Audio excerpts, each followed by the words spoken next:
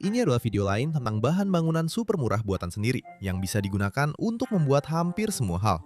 Saya merekamnya selama setahun penuh. Jadi, seperti sebelumnya, saya ingin merangkum musim pembangunan yang telah berlalu. Saya rasa itu memang layak dilakukan lagi. Bagi penonton setia saluran lagu-lagu Yasha Kosyak yang selalu mengikuti semua proyek dan tidak pernah melewatkan apapun, video ini juga akan menarik karena saya akan menceritakan bagaimana candaan kami soal para oligark yang syok dengan material inovatif ini malah jadi kebablasan. Para oligarki benar-benar terkejut dan sudah mulai mengambil tindakan aktif terhadap kami, para pembangun amatir yang membangun dengan biaya sangat murah. Dan sekarang kami sudah tidak bisa bercanda lagi.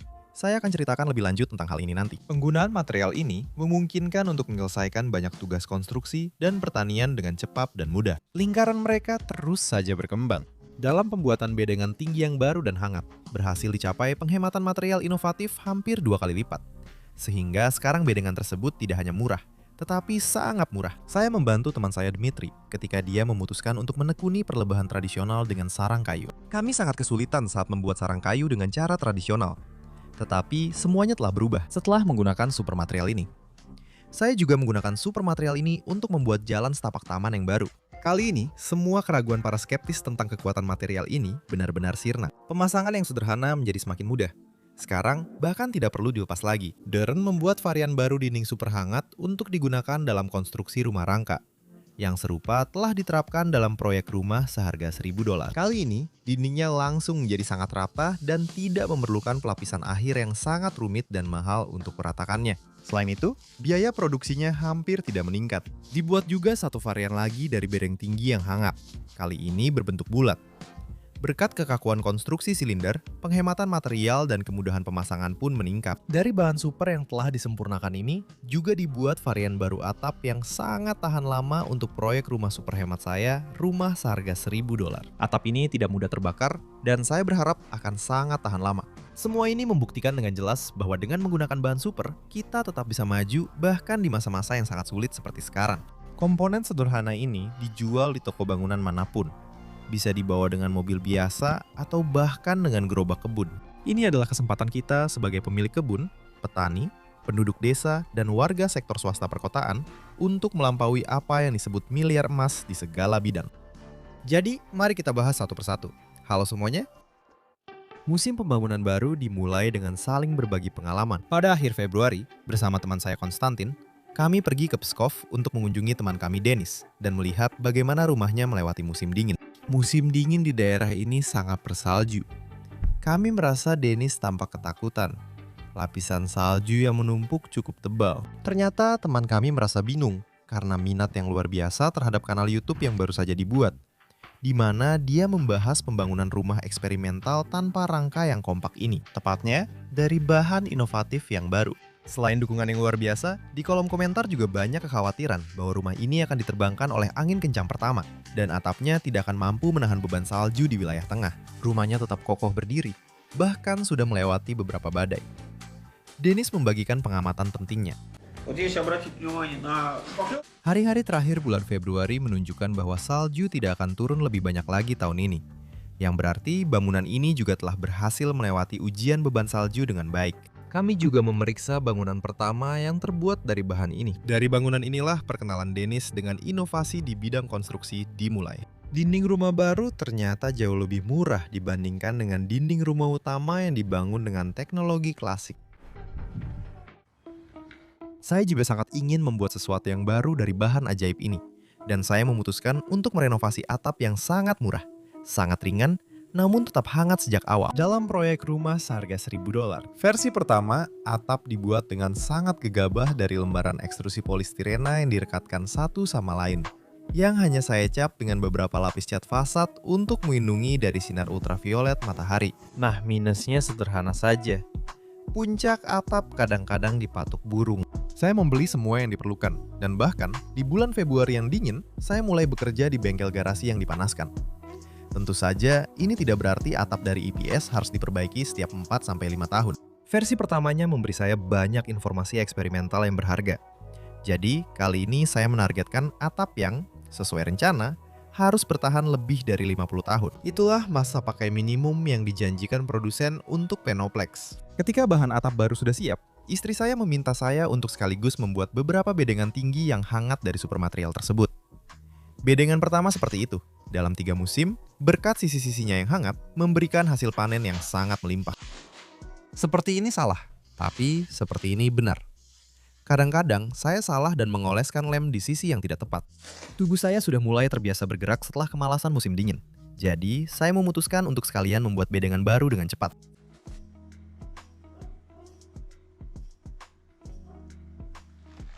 Saya menggunakan jaring kaca buatan Belarus yang lebih kuat, bukan yang murah dari Tiongkok. Sisi-sisi bedengan ini menahan beban yang cukup berat.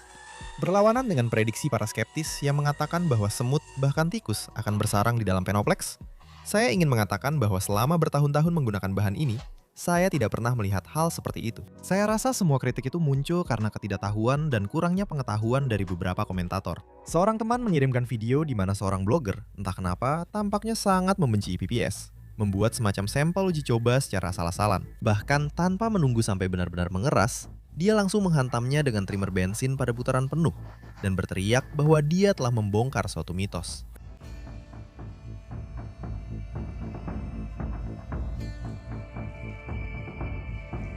Orang ini bahkan tidak repot-repot mengaplikasikan lapisan finishing dekoratif yang sebenarnya juga memberikan kekuatan tambahan pada material agar tahan terhadap pengaruh seperti itu. Video itu tidak menimbulkan banyak reaksi, karena selain saya dan beberapa teman, hanya sedikit penonton yang menontonnya. Bahkan saat itu saya sudah menduga bahwa video itu mungkin dipesan oleh seseorang. Tapi saya bingung dari mana sebenarnya asal-usulnya.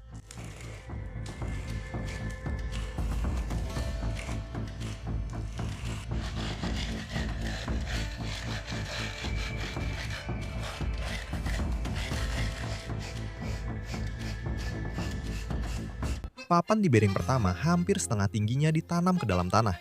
Itulah sebabnya, papan-papan itu bisa berdiri kokoh di bedeng baru. Saya menggunakan pendekatan yang lebih klasik dengan menggunakan pasak penyangga. Ini memungkinkan saya mengurangi penggunaan bahan super hingga setengahnya dari jumlah bahan yang sama. Saya tidak hanya mendapatkan 1, tapi 2 bedeng. Untuk bedeng pertama, saya sama sekali tidak repot memikirkan tampilannya. Saya hanya menggambarnya secara sederhana seperti batu alam dan melapisinya dengan 1 lapis permis antiseptik berwarna di atas plesteran. Hasilnya juga terlihat cukup bagus.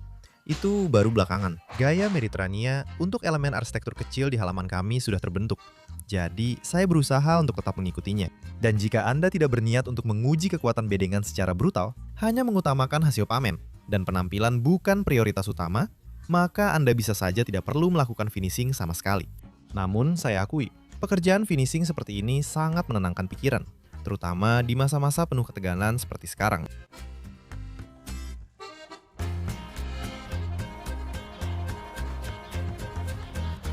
Untuk bahan baku patok dan elemen pengikat papan lainnya, saya menggunakan material standar yang dijual di toko bangunan manapun.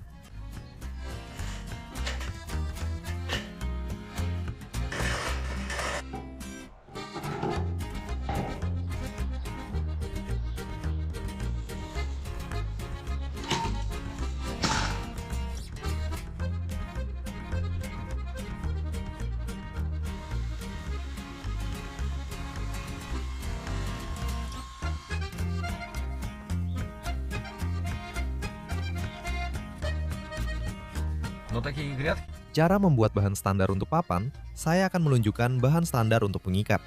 Dalam hal ini, cara membuat bahan standar untuk patok dan elemen lainnya. Bagaimana cara membuat patok standar, elemen pengikat? Saya akan menunjukkan papan standar. Bagaimana cara membuat bahan standar untuk papan? Bagaimana cara membuat patok standar dan elemen pengikat papan lainnya?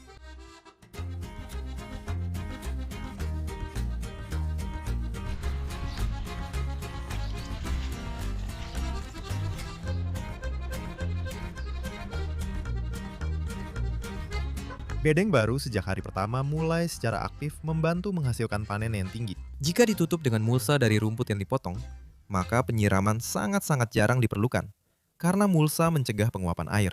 Penoplex benar-benar tahan air, jadi tidak ada kehilangan air melalui sisi-sisinya. Dan memotong rumput di sekitar bedeng dengan trimmer pada putaran yang sesuai juga tidak ada masalah sama sekali. Saya menggunakan alat bertenaga baterai yang kuat. Kalau terlalu berlebihan, serpihan kayu dari sisi bedeng bisa berterbangan, teman-teman. Menurut saya, ada seperangkat alat listrik minimum yang wajib dimiliki. Bukan hanya oleh orang-orang yang suka membuat sesuatu, tapi juga oleh semua orang tanpa kecuali. Misalnya, untuk memudahkan menyelesaikan tugas-tugas rumah tangga. Dan tugas-tugas seperti itu selalu muncul. Saya hampir yakin bahwa setiap dari kalian pasti akan membutuhkan obeng listrik di rumah. Pada akhir Mei, saya mengunjungi teman saya, Konstantin. Perlengkapan alat yang dia miliki sekarang benar-benar bikin iri. 2 tahun yang lalu, dia membangun dinding tambahan untuk rumah desa lamanya dari bahan super. Dan tambahan itu ternyata lebih besar daripada rumah aslinya. Konstantin juga seorang blogger. Jadi, dia mengunggah video tentang pembangunan dinding ini di saluran YouTube-nya. Dan menamai videonya, Dinding Lantai Pertama dari Penoplex dengan teknologi tanpa rangka. Dalam video itu, dia menyebut dirinya sebagai pelopor. Saat itu, saya langsung berpikir bahwa pelopor yang sebenarnya justru orang Jepang. Video itu menjadi viral di internet. Konstantin tidak menyangka bahwa membangun tembok ternyata terlihat begitu mudah dan memakan waktu sangat sedikit. Konstantin tidak memiliki dana cadangan untuk segera melanjutkan pembangunan, sehingga proyek itu pun berubah menjadi proyek yang berlarut-larut. Dan proyek yang berlarut-larut adalah musuh utama semua orang yang membangun sendiri. Rencana Konstantin sangat besar. Dia berencana membongkar atap rumah lama dan membangun dinding lantai 2 dari bahan bangunan super, baik di atas rumah lama maupun di atas bangunan tambahan. Sepanjang waktu, temannya mengumpulkan bahan dan dana untuk melanjutkan pembangunan. Di bawah video, selain komentar dukungan yang baik, juga semakin banyak komentar yang tidak baik. Mereka menulis bahwa dinding seperti itu akan diterbangkan angin kencang pertama, bahwa dengan dinding seperti itu tidak perlu pintu, orang bisa langsung berjalan menembusnya, dan berbagai hal buruk lainnya. Temanku mulai sangat ragu, karena dia tidak memiliki keyakinan kuat di dalam dirinya yang didasarkan pada perasaan, intuisi tentang kekuatan material, seperti yang selalu aku pegang. Aku pun mencoba mencari solusi agar tidak mundur. Misalnya, dengan memperkuat dinding menggunakan rangka biasa, sekaligus tetap menjaga sisi inovatifnya. Karena aku khawatir, kalau tidak begitu, dia akan disebut pembohong. Begitulah lahir teknologi korset untuk memperkuat dinding lantai pertama. Dan berkat teknologi korset ini, sekarang kita unggul. Pada dasarnya, ini hanyalah papan di sisi luar dan dalam, direkatkan dengan busa dan dipasang dengan sekrup menembus dinding. Korset bisa dianggap sebagai salah satu jenis rangka, tetapi dinding seperti ini benar-benar tidak memiliki jembatan termal. Lantai 2, teman saya sudah memutuskan untuk membangunnya dengan teknologi rangka, tetapi sebagai bahan isolasi bukan menggunakan wall mineral klasik, melainkan tetap menggunakan XPS yang sama. Konstantin mulai berubah dari seorang pembangun mandiri menjadi mandor di proyek bangunannya sendiri. Teman saya mulai lebih banyak menghabiskan waktu untuk mengatur secara keseluruhan dan melakukan aktivitas berpikir serta merancang. Pada awal musim panas, teman saya Dimitri memutuskan untuk mencoba beternak lebah. Tapi bukan dengan cara klasik menggunakan sarang lebah biasa, melainkan dengan metode dingin yang akarnya berasal dari zaman kuno. Dimitri menyukai segala sesuatu yang benar dan ramah lingkungan.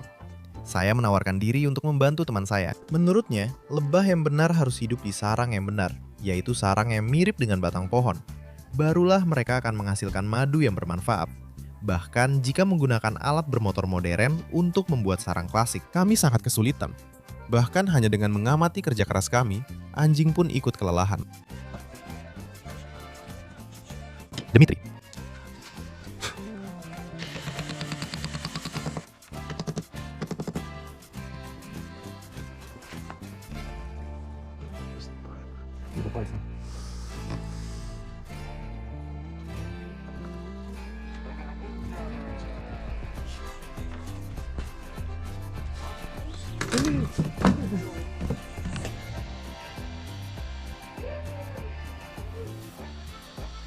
Saya selalu menyimpan satu bungkus Penoplex Comfort sebagai cadangan. Saya memutuskan untuk mencoba menyederhanakan semuanya dengan menggunakan bahan bangunan super ini. Juga untuk membuat sarang lebah lock modern dengan cara yang lebih canggih. Untuk membengkokkan Penoplex, seperti biasa, saya sementara merekatkan jaring fiberglass yang kuat dengan busa. Karena saya perlu membengkokkan lembaran dengan radius yang sangat kecil. Jadi, saya dengan cepat membuat alat sederhana dan menamainya Penoplex Agit. Semuanya berhasil lagi.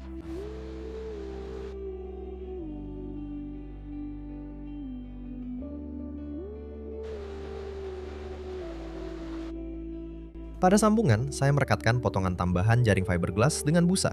Agar mendapatkan bentuk silinder yang sempurna, saya memasang penutup bulat sementara di kedua sisi. Jaring fiberglass sudah menjalankan fungsinya. Sekarang bisa dilepas dan digunakan untuk membengkokkan lembaran berikutnya.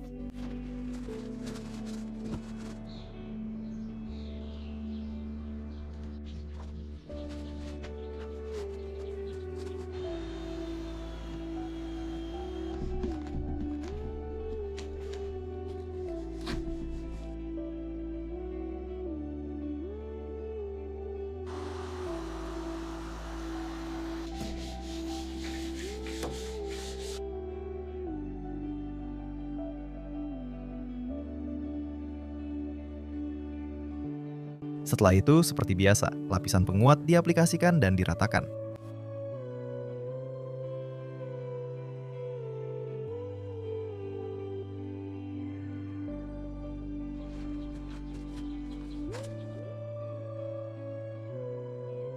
Teman saya, Dmitri, sangat menyukai segala sesuatu yang terbuat dari kayu. Jadi, saya mendekorasi sarang lebah dengan lem keramik termurah. Kali ini bukan menyerupai batu awam dengan gaya Mediterania, tapi menyerupai kayu dengan gaya sarang lebah gelondongan. Saya mengulangi pengaplikasian lapisan penguat dan bagian dalam permukaan juga saya lapisi lagi dengan tanah liat murni. Di timur, sejak zaman kuno sudah menggunakan sarang lebah dari tanah liat. Jadi, lebah juga menyukai bahan ini sama seperti kayu. Dan urusan timur itu memang tolik. Hampir semua bagian lain dari sarang lebah juga saya buat dari supermaterial, di Matorzok. Saya tidak bisa menahan diri dan menambahkan sedikit gaya Mediterania ke dasar sarang lebah. Berbeda dengan yang terbuat dari kayu, sarang lebah buatan saya jauh lebih ringan dan tetap kuat. Yang terpenting, hangat. Dengan ketebalan hanya 3 cm, karakteristik termal dari Penoplex setara dengan kayu kering setebal 17 cm. Saya hanya bisa membayangkan seberapa besar ukuran sarang lebah kayu asli jika memiliki ketebalan dinding seperti itu dengan volume yang sama. Untuk memindahkannya, mungkin harus memanggil truk crane. Lebah akan merasa hangat di dalamnya saat musim dingin dan sejuk saat musim panas yang panas. Teman saya, Dmitri, sangat puas dan berjanji akan mencoba semuanya dengan saksama. Di pertengahan musim panas, saya memutuskan untuk membuat lagi satu jalur taman. Jalur taman memang tidak pernah cukup. Dan tentu saja, untuk membuatnya, seperti jalur sebelumnya, saya menggunakan bahan bangunan super.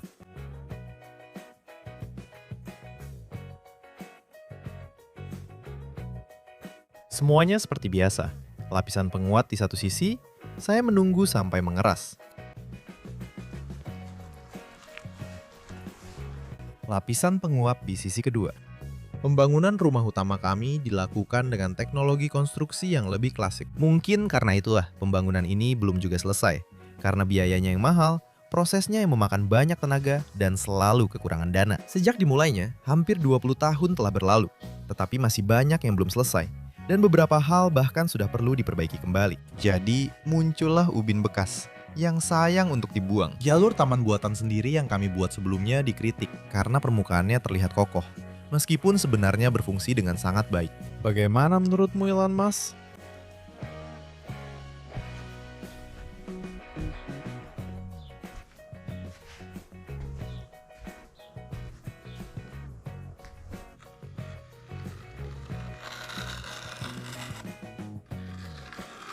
Saya memperkuat ujung-ujungnya dengan potongan sempit jaring fiberglass. Dan voila, panel jalan pun siap. Sekarang, panel-panel ini bisa langsung dipasang di antara bedengan. Saya langsung mencobanya di sana. Bahkan kamu bisa membuat area patio di kebun dekat bangunan lain dari supermaterial ini. Atau kalau mau, buat saja tempat berjemur seperti para oligark sungguhan. Dan semua itu bisa didapat dengan biaya yang sangat murah.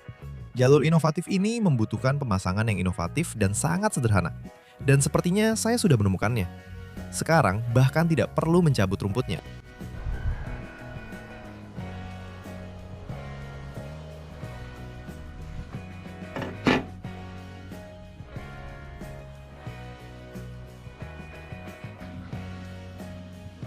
Hasilnya adalah jalur dengan efek melayang. Tanah dimasukkan dan dipadatkan ke dalam pinggiran logam yang nantinya akan menahan seluruh beban. Penoplex sudah lama digunakan dalam konstruksi jalan, jalur, area, dan pelindung pondasi. Material ini secara signifikan mengurangi pembekuan tanah, tidak menyerap air, dan menghilangkan efek penggembungan akibat embun beku. Oleh karena itu, semuanya harus stabil.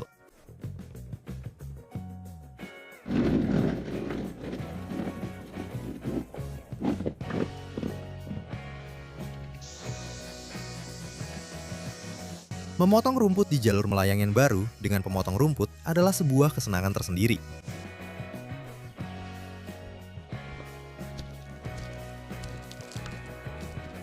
Jalur ini mengarah ke tempat di mana saya bermimpi membangun kolam renang berukuran penuh. Omong-omong, juga dari supermaterial. Kemudian saya berkesempatan mengunjungi Sankt Petersburg.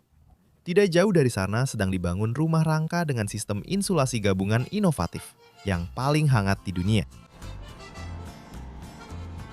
Selain mengisolasi dinding dengan 15 cm wall mineral, Dindingnya juga diisolasi dengan 5 cm Penoplex Comfort, dan itu dilakukan dari dalam.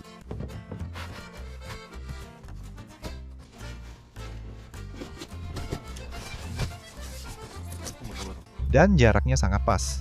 Di sini satu, lalu setiap 60 cm ada lagi, dan seterusnya. Saya belajar banyak hal baru dan bahkan ikut serta dalam pengembangan teknologi canggih ini.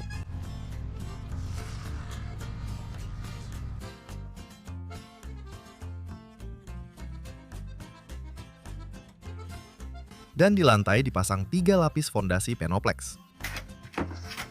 Di sini dipotong, pinggirannya juga dipotong di sini. Lalu kami pasang lapisan kedua. Penoplex. Fondasi mampu menopang bahkan skrit beton yang sangat berat. Dan hal yang sama dilakukan pada atap miring. Seperti yang bisa dilihat,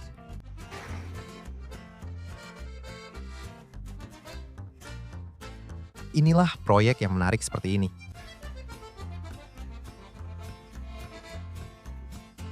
Dan kami langsung paham apa yang sebenarnya ada di balik ulah para bos perusahaan konstruksi ini. Dibandingkan dengan kami para pembangun mandiri yang sederhana, mereka benar-benar oligarki. Saya sangat mengenal tipe orang seperti ini. Mereka sangat marah kepada siapapun yang tidak memesan dari mereka. Tetapi membangun sesuatu sendiri, bahkan yang paling kecil sekalipun, misalnya toilet luar atau kamar mandi. Dalam ucapan mereka bahwa tangan kami harus dipatahkan, terbaca niat yang lebih serius. Saya menyarankan teman saya Konstantin untuk segera memasang alat pendeteksi kebakaran. Ketika para oligarki marah, kita harus selalu waspada. Saya mulai memikirkan keselamatan diri sendiri, mempertimbangkan berbagai pilihan, dan melakukan beberapa percobaan. Misalnya, menyewa perusahaan keamanan swasta terasa merepotkan, dan rasanya tidak sesuai dengan cara kita, tidak seperti orang pekerja Kristen. Selamat siang, boleh saya lihat dokumen Anda? Untuk siapa, Pak? Setelah rasa takut pertama berlalu, saya dan Konstantin teringat bahwa kami tinggal di negara paling tenang dan damai di dunia, di tanah air kami, Belarus. Dan tahun 90-an di negara kami juga berakhir di tahun 90-an. Jadi kalau kamu mencoba menipu, tidak akan berhasil. Kemudian saya memutuskan untuk menyempurnakan pembuatan dinding dan super material untuk rumah rangka. Yang serupa sudah pernah saya gunakan dalam proyek rumah seharga $1.000. Karena ketebalan lapisan penguatnya hanya beberapa milimeter saja, dindingnya langsung cukup rata untuk diaplikasikan lapisan akhir, seperti dekorasi menyerupai batu alam atau bata. Tetapi belum cukup rata untuk wallpaper dan pemecatan. Saya sudah lama berpikir bahwa gravitasi di planet kita adalah kekuatan yang sangat besar, yang sebenarnya bisa sangat membantu dalam konstruksi. Tapi kita belum belajar bagaimana mengendalikan arahnya. Namun berbeda dengan dinding bata, blok, beton, dan banyak jenis dinding lainnya, dinding dari supermaterial, dinding bermasalah, dinding sementara, dapat ditempatkan di bidang yang diinginkan, yaitu secara horizontal. Saya pasang pinggiran sementara di sekelilingnya. Lalu, saya tuangkan lantai cair yang bisa meratakan sendiri.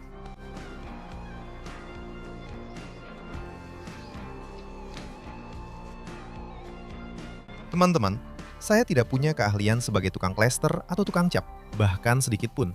Tapi permukaannya langsung menjadi sangat rata, baik secara visual maupun saat disentuh.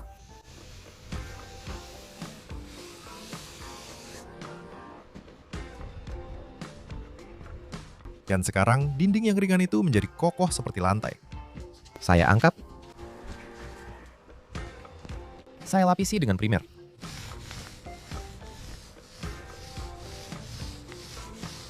Saya cat lapisan pertama.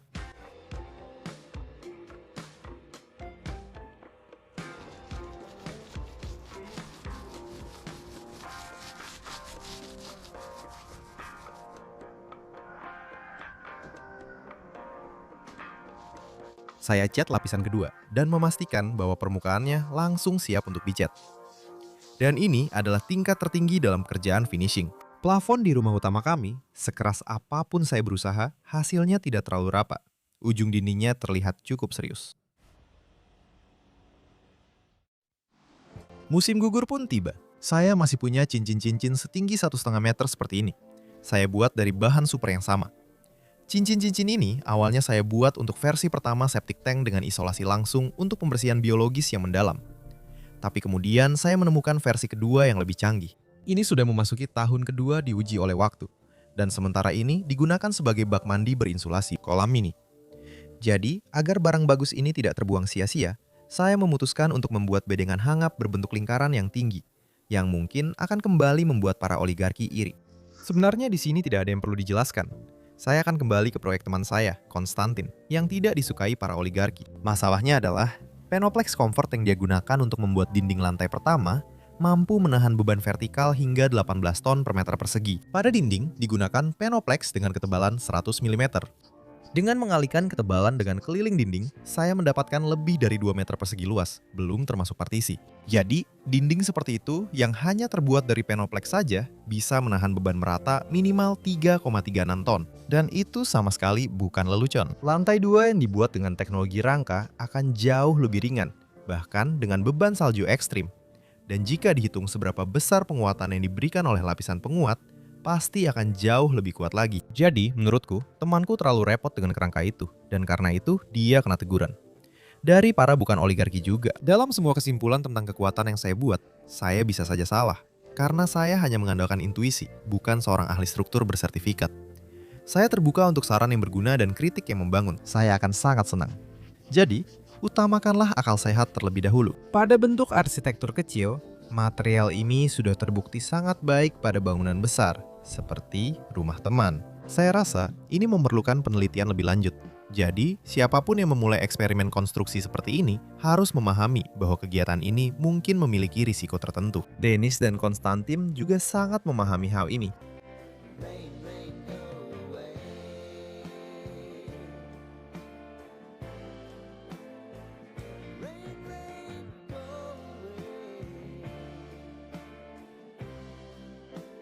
Teman Konstantin sangat menyukai inovasi. Jadi di sini, kami bersama-sama menciptakan ritme solusi atap yang baru. Nah, teman saya Konstantin sudah membantu. Terima kasih sobat, sama-sama.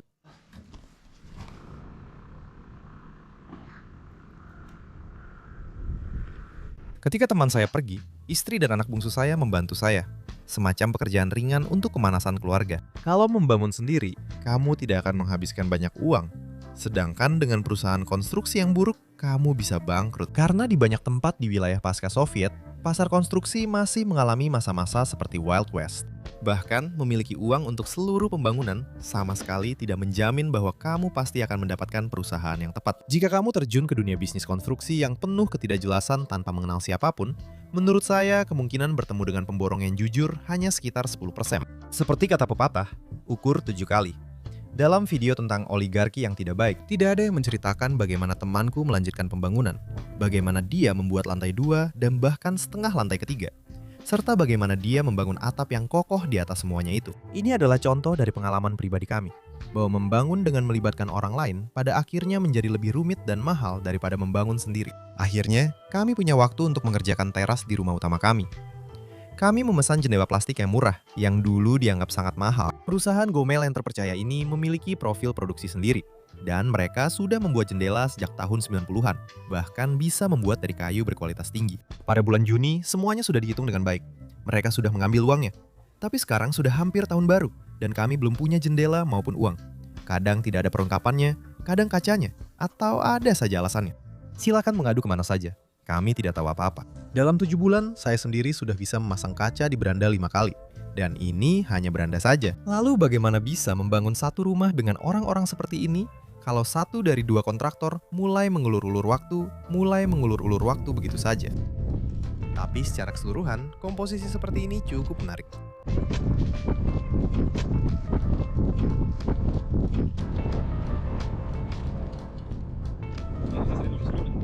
Ketika pada bulan Desember saya kembali ke Sankt Petersburg untuk penghargaan blogger DIY terbaik tahun 2024 dan mendapat dukungan dari para pria serius, datang kabar bahwa semua blogger Belarusia akan diputus dari monetisasi saluran mereka. Kami tidak menyangka hal seperti itu dari YouTube. Teknologi konstruksi super murah justru berasal dari kami. Dari sini muncul dugaan bahwa para oligarki mungkin juga ikut campur di sini. Mereka punya koneksi di Ogohoki. Naif jika berpikir bahwa kekurangan uang akan menghentikan kami. Jika memang begitu, mereka salah besar. Justru kekurangan uanglah yang melahirkan hal-hal baru dalam pembangunan. Tentu saja, menyedihkan melihat adanya perlawanan seperti ini terhadap inovasi murah. Oleh karena itu, semua video sekarang juga akan saya unggah di VK Video. Tautan ke grup VK saya tinggalkan di bawah video. Silakan berlangganan di sini maupun di sana. Kita harus tetap bersama. Sekarang, Mendukung channel Lagu Yasha Kosyaka secara finansial hanya bisa melalui layanan Boosty. Di sana juga saya unggah video baru, dan aksesnya benar-benar gratis. Penundaan seharusnya tidak mengganggu kita. Tautannya juga ada di bawah video. Ngomong-ngomong, dalam penghargaan dengan pemungutan suara rakyat, di awal Lagu Yasha Kosyaka berhasil memimpin. Di awal Lagu Yasha Kosyaka berhasil memimpin, lalu Kiril Kasir, lalu perlahan-lahan. Inilah keumuran para gadis. Mereka dengan penuh semangat dan hati-hati terus maju, terus maju, terus maju, sampai semuanya selesai. Lalu semuanya sedikit berubah. Singkatnya, anak-anak muda menyalip. Saya tidak sedih. Terima kasih banyak kepada semua yang memilih inovasi. Perusahaan swasta sedikit membuat masalah bagi kami. Tapi, trust milik negara Belarus tidak main-main. Di sekitar sini, pekerjaan sedang berlangsung dengan cepat. Ribuan ton pasir dipindahkan. Bendungan besar sedang dibangun. Tidak lama lagi, kita akan menjadi kebal terhadap banjir musim semi, yang dalam beberapa tahun terakhir cukup parah. Dan saat musim semi, kita bisa turun ke ruang bawah tanah untuk mengambil toples-toples awetan bukan dengan sepatu buat nelayan, tapi dengan sandal rumah, dengan jalan-jalan. Di sekitar sini juga sudah diperbaiki. Banyak yang sudah diaspal ulang. Jadi, hore kawan-kawan! Jangan lupa tekan tombol suka, subscribe ke channel Lagu-Lagu Yasha Kosyaka, ke grup VK dan Zen. Semua link ada di bawah video. Tekan juga tombol lonceng. Dan pasti, saya akan terus memberi kalian informasi. Ya, semoga perdamaian tercipta di seluruh dunia. Terima kasih.